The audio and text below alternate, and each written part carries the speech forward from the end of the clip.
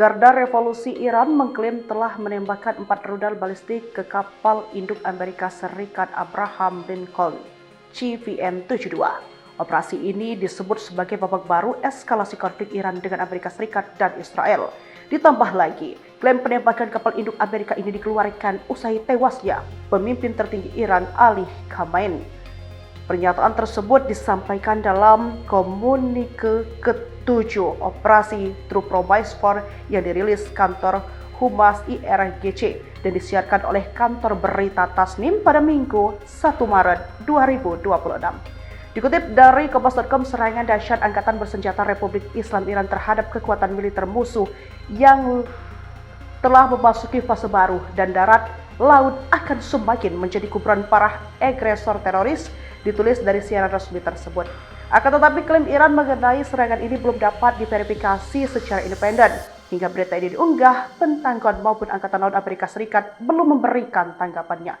Secara terpisah, Pentagon mengumumkan 3 anggota militer Amerika Serikat tewas dalam pertempuran dan 5 lainnya luka parah dalam operasi melawan Iran tanpa merinci lokasi maupun detail kejadian.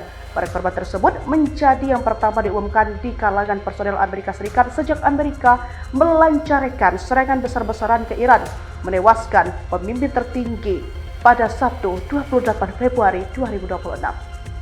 Keberadaan kapal induk Amerika Serikat ini di kawasan Timur Tengah sempat terungkap setelah citra satelit memverifikasi posisi di Laut Arab.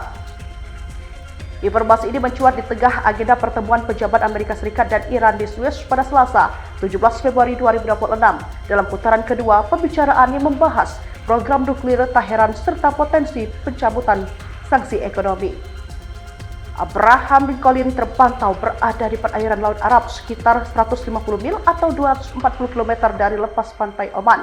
Posisi kapal induk bertenaga nuklir kelas Nimitz itu diperkirakan berjarak sekitar 700 km dari wilayah Iran. Sebagai pemimpin gugus serang kapal induk atau Carrier Strike Group, Abraham Lincoln beroperasi bersama 3 kapal perusak rudal berpandu kelas. Setara keseluruhan, kapal induk tersebut membawa sekitar 90 pesawat termasuk jet tempur F-35 serta menampung 5.680 awak.